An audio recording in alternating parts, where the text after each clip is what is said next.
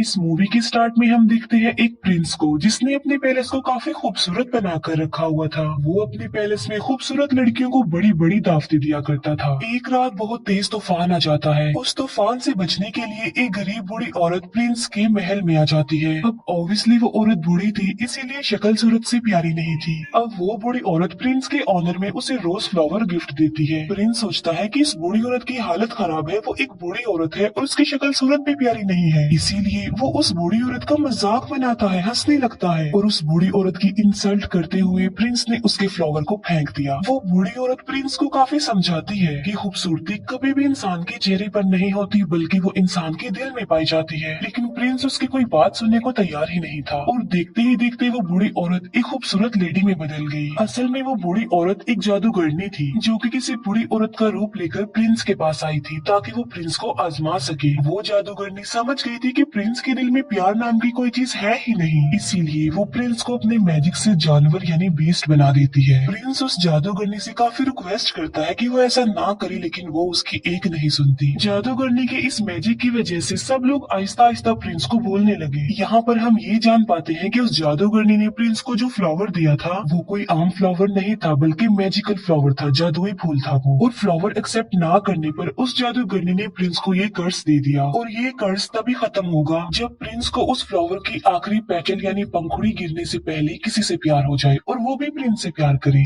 लेकिन आखिरी पंखुड़ी गिरने से पहले अगर प्रिंस से किसी ने प्यार ना किया तो प्रिंस कभी भी इंसान नहीं बन सकेगा दोबारा, बल्कि बीस्ट ही रहेगा वो हमेशा। काफी साल गुजर जाते हैं लेकिन उस पैलेस में कोई भी नहीं आता। फिर हमें पैलेस के करीबी एक गाँव में एक लड़की दिखाई जाती है जिसका नाम होता है बेल। बेल को किताबें पढ़ने स्टोरीज पढ़ने का काफी शौक था। बेल के फादर एक डिजाइनर होते हैं। उसी गांव में एक और लड़का भी रहता है जिसका नाम होता है गैस्टोन। गैस्टोन जो कि बेल से शादी करना चाहता था, लेकिन बेल उससे शादी करना नहीं चाहती थी क्योंकि वो एक प्राउड इंसान था। गैस्टोन बेल से शादी करने के लिए उसे अपना बनाने के लिए काफी स्ट्रगल भी किया करता था, लेकिन उसकी कोशिशें नाकाम ही रहती है। एक दिन बेल के फादर को कहीं पर जाना था। जिस रास्ते से उन्होंने जाना था वो एक जंगल था। बेल के फादर देखते हैं कि उनके रास्ते में तो आग लगी हुई है, लेकिन वहाँ पर एक और रास्ता भी था जहाँ पर वो मुड़ जाते हैं। बेल के फादर अपने घोड़े पर सवार होते हैं, लेकिन तभी उन्हें जंगल से भेड़ियों की आवाज सुनाई देती है और फिर वही भेड़िए उनका पीछा करने लगते हैं। बेल के फादर अपनी जान बचाने के लिए वहाँ से भागते हैं और भागते भागते वो आ जाते हैं बीस्ट के पैलेस के पास। बेल के फादर जब अंदर जाते हैं तब उन्हें वहाँ पर कोई भी दिखाई नहीं देता। हालांकि ऐसा लग रहा था कि पैलेस में कोई रहता है। कैंडल्स भी जल रही थी और टेबल पर खाना भी पड़ा हुआ था। इतना अच्छा खाना देखकर बेल के फादर खाना खाने लगते हैं, लेकिन हम फिर बहुत हैरान कर देने वाली चीज देखते हैं। वहाँ पर जो कप पड़ा होता है वो बेल के फादर से बातें करने लगता है। बेल के फादर समझते हैं कि ये कोई सॉल है जो उन्हें डराने की कोशिश कर रही है, इसीलिए बेल के फादर उसे कहते हैं कि मैं तुमसे नहीं डरता। ये कहकर बेल के फादर वहाँ से भाग जाते हैं। अब यहाँ पर सवाल ये उठता है कि वो कप कैसे बोल पाया। असल में बात ये है कि वहाँ पर यानी पैलेस में जितनी भी चीजें पड़ी हुई थी वो पहले इंसान हुआ करती थी, लेकिन जादूगरनी के कर्ज की वजह से वो सब चीजों में बदल गए। बेल के फादर भागते हुए गार्डन में आ जाते हैं। वो देखते हैं कि वहाँ पर बहुत प्यारे प्यारे फ्लावर लगे हुए हैं। बेल के फादर सोचते हैं कि मेरी बेटी बेल ने अपने लिए फ्लावर मंगवाया था, इसीलिए वहाँ से वो एक फूल तोड़ लेते हैं और तभी वहाँ पर बीस्ट आ जाता है। फ्लावर चोरी करने की पनिशमेंट देने के लिए बीस्ट उन्हें प्रिजनर बना लेता है, लेकिन बेल के फादर का घोड़ा वहाँ से भाग जाता है और वो सीधा अपने घर आता है बेल के पास। बेल जब देखती है कि घोड़ा अकेला आया है, उसके फादर नहीं आए, तो वो फौरन समझ जाती है कि उसके फादर किसी मुसीबत में फंस गए हैं। इसीलिए बेल अपने फादर को ढूंढने के लिए उस घोड़े पर बैठ जाती है। वो घोड़ा बेल को ले आता है पैलेस में और पैलेस में ही बेल के फादर को प्रिजनर बनाकर रखा हुआ था। बेल जब पैलेस के अंदर जाती है तब उसे वहाँ पर कोई भी दिखाई नहीं देता। बेल वहाँ पर काफी आवाजें भी लगाती है, लेकिन उसे आगे से कोई भी रिस्पॉन्स नहीं मिलता।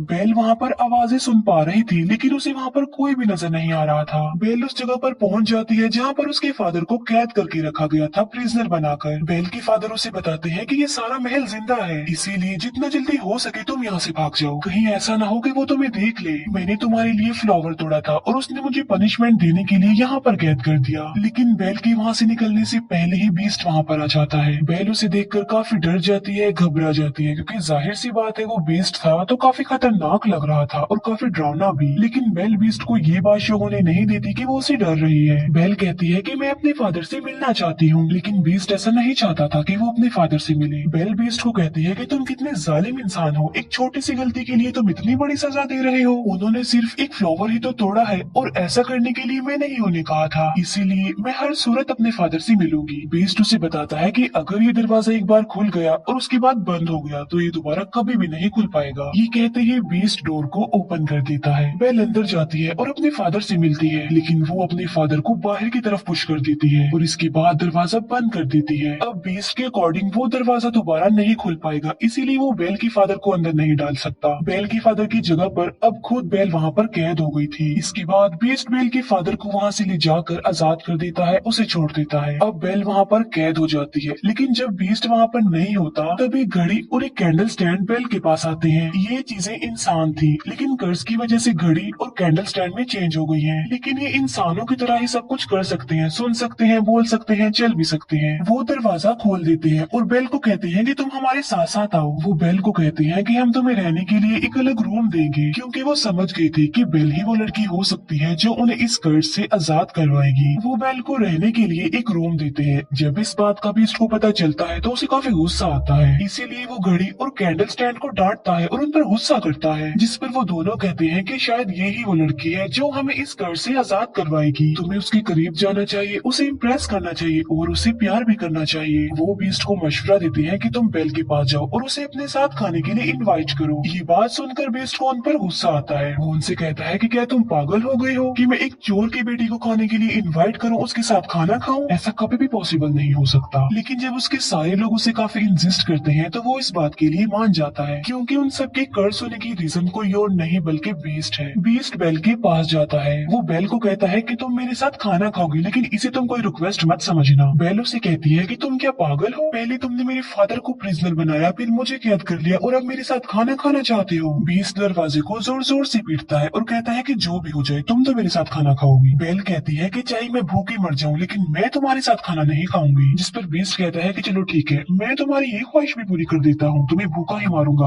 अब तुम्हें कोई भी खाना नहीं देगा और तुम भूखी ही मरोगी। बेल फिर भी दरवाजा नहीं खोलती और वो वहाँ से चला जाता है। जिस अंदाज से बेल ने बीस्ट को जवाब दिया था, उसे देखकर वहाँ सभी कर्ज चीजें लाइक कैंडल स्टैंड, घड़ी, पिच कप, उन सबको ये कंफर्म हो जाता है कि बेल ही वो लड़की है जो उन्हें कर्ज से निजात दिलाएगी। फिर हम देखते हैं बीस्ट को जो कि उसी रोज फ्लावर के पास जाता है। बीस्ट देखता है कि उस फ्लावर की बहुत सारी पंखुड़ियां गिरकर टूट गई हैं। ये वही रोज फ्लावर था जिसके खत्म होने के बाद बीस्ट हमेशा के लिए जानवर ही रहेगा और पैलेस की जितनी भी कर्ज चीजें हैं वो सारी ऐसी ही रहेंगी, हमेशा के लिए बेजान बन जाएंगी। वो फ्लावर पर बहुत ही थोड़ी पंखुड़ियां रह गई हैं और वो भी बहुत जल्द गिर जाएंगी। फिर हम देखते हैं बेल के फादर को जो कि वापस अपने गांव में आ चुके थे। वो सब लोगों को बता रहे होते हैं कि मेरी बेटी की जान खतरे में है। जंगल के पास एक पैलेस है और वहाँ पर एक बीस्ट रहता है और वहीं पर मेरी बेटी फंस गई है। लेकिन कोई भी उनकी इस बात पर बिलीव करने को तैयार नहीं था, बल्कि वो सिर्फ इस बात को कहानी ही समझ रहे थे।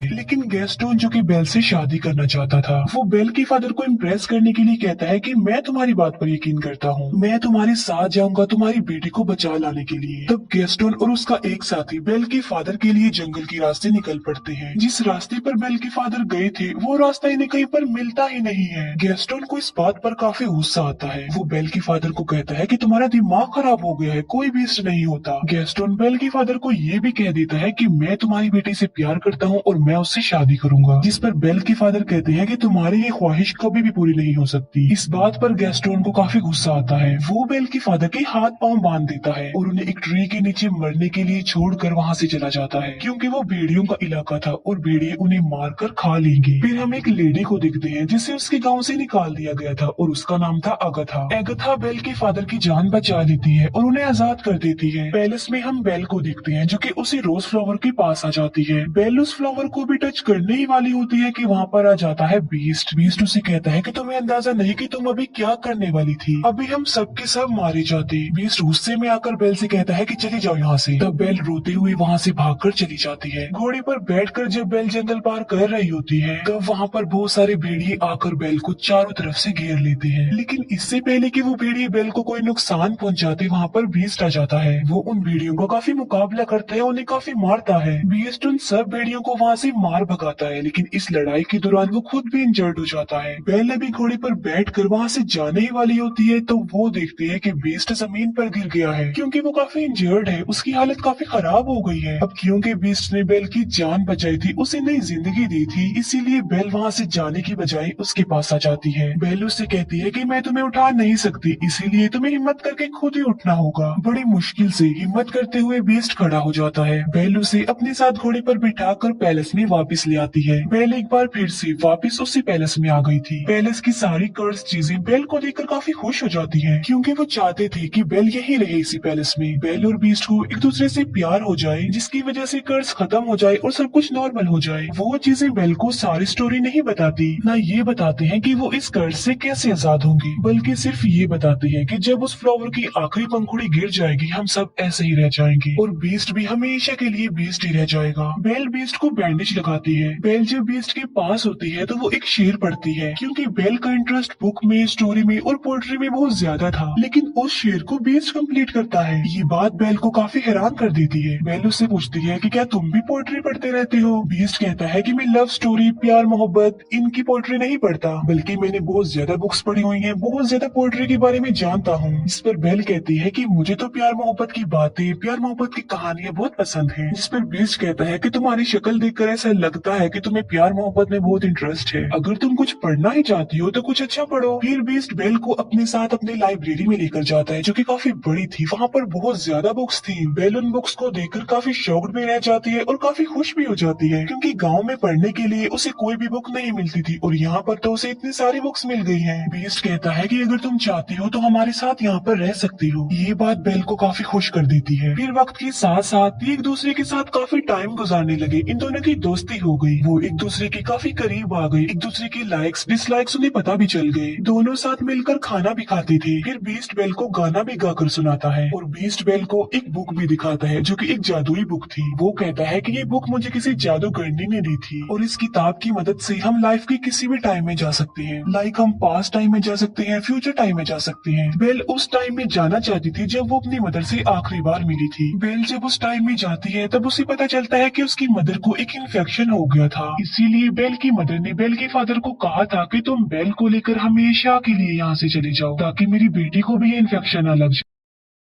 ये जानने के बाद बेल काफी दुखी हो जाती है, क्योंकि बेल ये बात नहीं जानती थी। फिर ये प्रेजेंट टाइम में वापस आ जाते हैं। कैंडल स्टैंड बीस्ट को कहता है कि तुम्हें बेल से अपने प्यार का इजहार कर देना चाहिए। बीस्ट कहता है कि वो कभी भी मुझसे प्यार नहीं करेगी, लेकिन कैंडल स्टैंड बीस्ट को काफी मनाने की कोशिश करता है और बीस्ट के सारे साथी यानी वो सारी चीजें बीस्ट को इस बात के लिए एग्री कर लेती है। वो पहले बीस्ट को तैयार करती है और बाद में वो बेल को भी तैयार कर देती है। बेल को डांस करना काफी पसंद था, इसीलिए वो दोनों डांस करने वाली होती है। हम देखते हैं कि बेल के फादर वापस अपने गांव में आ गए हैं। वो सबको बताते हैं कि गैस्टो ने उन्हें जंगल में बांधकर छोड़ दिया था ताकि भेड़िए आकर उन्हें खा ले। वहीं बेल के फादर के साथ अगथा भी होती है, लेकिन गैस्टो इस बात पर एग्री नहीं करता, बल्कि वो मुकर जाता है। वो कहता है कि ये झूठ बोल रहा है, इसके ऊपर शैतान आ गया है और ये पागल हो गया है। साथ साथ वो कहता है कि अगथा की गवाही कोई इम्पोर्टेंस नहीं रखती, क्योंकि ये तो पहले ही गाँव से निकली हुई है। यहाँ पर गैस्टोन का साथी भी झूठ बोल देता है। वो कहता है कि गैस्टोन जो भी कह रहा है बिल्कुल ठीक कह रहा है, इसीलिए सब गांव वाले गैस्टोन की बातों पर बिलीव कर लेते हैं और सब लोग ये समझने लगते हैं कि बेल के फादर का मेंटल बैलेंस खराब हो गया है। साथ साथ उनके ऊपर कोई शैतानी साया भी है, इसी वजह से वो बेल के फादर को पकड़ लेते हैं। फिर हम देखते हैं पैलेस में, जहाँ पर बीस्ट और बेल डांस कर रहे थे और वो डांस को काफी इंजॉय कर रहे थे। उन्हें काफी अच्छा फील हो रहा था। बीस्ट बेल को कहता है कि मैं इन फीलिंग्स को काफी अच्छा फील कर रहा हूँ, मैं तो इन्हें जैसे भूल ही गया था। बेल कहती है कि मुझे मेरे फादर ने डांस करना सिखाया। बीस्ट उससे पूछता है कि क्या तुम अपने फादर को मिस करती हो? जिस पर बेल कहती है जी हाँ, मैं अपने फादर को बहुत मिस करती हूँ। बीस्ट के पास एक जादुई मिरर होता है, जिसकी मदद से वो हर उस पर्सन को देख सकते हैं जिन्हें वो देखना चाहते हैं, और उस मिरर में वो बेल को उसके फादर को दिखाता है। बेल देखती है कि गांव वालों ने उसके फादर को प्रिजनर बनाया हुआ है, बांधा हुआ है। ये देखकर बेल काफी अपसेट हो जाती है। जिस पर बीस्ट कहता है कि तुम्हारे फादर को तुम्हारी जरूरत है, तुम्हें उनके पास जाना चाहिए। साथ साथ बीस्ट बेल को वो जादुई मिरर भी दे देता है और कहता है जब कभी तुम्हें मेरी याद आई तो मेरी इस बदसूरत शक्ल को इस मिरर में देख लेना। इसके बाद बेल अपने फादर को बचाने के लिए वहाँ से निकल जाती है और अब बीस्ट पैलेस में अकेला रह गया था। बीस्ट बेल को काफी मिस कर रहा था क्योंकि उसे बेल से प्यार हो गया था, लेकिन अब तो वो उससे काफी दूर जा चुकी थी। अब क्योंकि बेल चली गई थी तो उनका कर्ज ऐसा ही रहेगा और वो हमेशा ऐसे ही बने रहेंगे। इस बात को लेकर बीस्ट और उसके बाकी साथी काफी अपसेट हो जाते हैं। बेल अपने गांव में पहुंच जाती है और वो देखती है कि उसके फादर को सब लोगों ने प्रिजनर बनाया हुआ है। बेल सबको बताती है कि मेरे फादर जो कह रहे थे वो बिल्कुल सच था। जंगल में एक पैलेस है और वहाँ पर एक बीस्ट रहता है, एक जानवर है वहाँ पर। लेकिन गाँव वाले बेल की बातों पर भी यकीन नहीं कर रहे थे। तब वो उस जादुई मिरर में सब लोगों को बीस्ट दिखाती है। बीस्ट को उस मिरर में देखकर सब लोग काफी हैरान रह जाते हैं। बेल उन सबसे कहती है कि वो खतरनाक नहीं है, तुम्हें डरने की कोई जरूरत नहीं है, बल्कि वो दिल का बहुत ज्यादा अच्छा है और वो किसी का नुकसान नहीं चाहता और न ही वो कभी किसी को नुकसान पहुंचाता है। गैस्टोन को ये बातें सुनकर रियलाइज हो जाता है कि बेल अब उस बीस्ट को प्यार करने लगी है। इसी वजह से गैस्टोन जेलस हो जाता है, इसीलिए वो सबको भड़काने की कोशिश करता है कि उस बीस्ट ने बेल पर ब्लैक मैजिक कर दिया है, तभी तो ये ऐसा बोल रही है। वो कहता है कि बेल को भी इसके फादर के साथ ही प्रिजनर बना दो। बाद में वो सब गांव वालों को उकसाता है कि हमें मिलकर उस पैलेस में जाना चाहिए और उस बीस्ट को जान से मार डालना चाहिए, वरना वो इस गांव में आ जाएगा और हम सबको मार डालेगा, हमारे पूरे गांव को खत्म कर देगा। वो गांव वाले उसकी बातों में आ जाते हैं और पूरा गांव पैलेस की तरफ चल पड़ता है। जब गांव वाले बीस्ट को मारने के लिए पैलेस में आते हैं तब बीस्ट के सारे साथी यानी वो चीजें उन लोगों पर अटैक कर देती हैं। गांव वालों को कुछ भी समझ नहीं आती कि ये क्या हो रहा है, क्योंकि वो कोई इंसान तो नहीं थे बल्कि बेजान चीजें थी। फिर हम देखते हैं गैस्टोन को जो बीस्ट के पास पहुंच चुका था, लेकिन बीस्ट काफी उदास होता है क्योंकि बेल की जाने के बाद उसे कुछ भी अच्छा फील नहीं हो रहा था। वो बेल को काफी मिस कर रहा था। गैस्टोन बीस्ट को कहता है तुम क्या समझते हो कि बेल तुमसे प्यार करती है, बल्कि तुम्हें मारने के लिए उसने हम सब गांव वालों को भेजा है। ये कहते ही वो बीस्ट पर गोली चला देता है और बीस्ट जाकर नीचे गिरता है। लेकिन नीचे गिरने से पहले बीस्ट टेरिस के एक टॉप को पकड़ लेता है, लेकिन इससे पहले कि गैस्टोन दूसरी गोली चलाता बेल वहाँ पर आ जाती है। गैस्टोन को रोकने के लिए बेल उसका हाथ पकड़ लेती है। इस फाइट में गैस्टोन भी जाकर नीचे गिर जाता है। गैस्टोन की गन भी उसके हाथ से गिर जाती है। बीस्ट ऊपर आने की कोशिश करता है, तभी बेल उसे आवाज देती है। वो बीस्ट को बताती है कि मैंने गांव वालों को रोकने की बहुत कोशिश की थी, लेकिन वो नहीं रुके। बेल को वहाँ देखने के बाद बीस्ट के अंदर एक हिम्मत पैदा हो जाती है और अब वो गैस्टोन का मुकाबला करना चाहता था। और अब वो पहुंच जाता है गैस्टोन के पास। वो गैस्टोन को गर्दन से पकड़ लेता है और उसे हवा में कर देता है और बीस्ट गैस्टोन को काफी ऊंची दीवार से फेंकने ही वाला होता है, जिस पर गैस्टोन बीस्ट से काफी रिक्वेस्ट करता है कि प्लीज मुझे मत फेंको, प्लीज बीस्ट मुझे छोड़ दो। बीस्ट उससे कहता है कि मैं बीस्ट नहीं हूँ। ये कहते ही बीस्ट गैस्टोन की जान छोड़ देता है और उसे कहता है चले जाओ यहाँ से। गैस्टोन वहाँ से चला जाता है और बीस्ट आ जाता है बेल के पास। मौके का फायदा उठाकर गैस्टोन अब पीछे की तरफ से बीस्ट पर गोलियां चलाता है, जिसकी वजह से बीस्ट नीचे गिर जाता है। लेकिन गैस्टोन जिस जगह पर खड़ा हुआ था वो जगह टूट जाती है और गैस्टोन भी जाकर नीचे गिरता है। इतनी ऊंचाई से गिरने की वजह से गैस्टोन मर जाता है। बीस्ट की हालत काफी खराब हो जाती है क्योंकि वो काफी इंजर्ड था और अपनी आखिरी सांस गिन रहा था। बेल बीस्ट को कहती है कि अब की बाद मैं तुम्हें कभी भी छोड़ के नहीं जाऊंगी, जिस पर बीस्ट कहता है लेकिन अब मेरी तो जाने का वक्त हो गया है। जिस पर बेल कहती है कि तुम्हें कुछ नहीं होगा, सब कुछ नॉर्मल हो जाएगा। और हम देखते हैं कि उस फ्लावर की आखिरी पंखुड़ी भी गिर जाती है। जैसे ही वो पंखुड़ी गिरती है बीस्ट बिल्कुल खामोश हो जाता है और वहाँ पर बीस्ट के जितने भी साथी थे यानी वो चीजें थी वो भी एकदम से बेजान हो जाती हैं। बीस्ट को मरता हुआ देखकर बेल को काफी दुख होता है और उसकी आंख में आंसू होते हैं। यहाँ पर बेल भी अपने प्यार का इजहार कर देती है। वो बीस्ट को कहती है मैं तुमसे बहुत प्यार करती हूँ और वो बीस्ट के करीब भी आती है। तभी वहाँ पर एगथा भी आ जाती है। एगथा जिसे गांव के लोगों ने निकाल दिया था। असल में बात ये नहीं थी, बल्कि वो जादूगर ने कोई और नहीं बल्कि एगथा थी। वो देखती है कि बीस्ट को किसी से प्यार हो गया है और वो लड़की भी अब बीस्ट से प्यार करती है, यानी अब वो कर्ज खत्म हो गया है। और देखते ही देखते बीस्ट के चारों तरफ रोशनी ही रोशनी चमक उठती है और बीस्ट अब एक खूबसूरत प्रिंस में चेंज हो जाता है। ये देखकर बेल काफी खुश हो जाती है। वो दोनों एक दूसरे को देखकर काफी खुश होते हैं, एक दूसरे के पास आते हैं और एक दूसरे को गले से लगा लेते हैं। और पैलेस की जितनी भी कर्ज चीजें थी अब वो इंसान बन गई थी, यानी अपने असली रूप में आ चुकी थी। सब लोग काफी खुश हो जाते हैं। बेल और बीस्ट पैलेस में सब लोगों के बीच में डांस कर रहे होते हैं और इसी के साथ इस मूवी की हैप्पी एंडिंग हो जाती है। Thank you for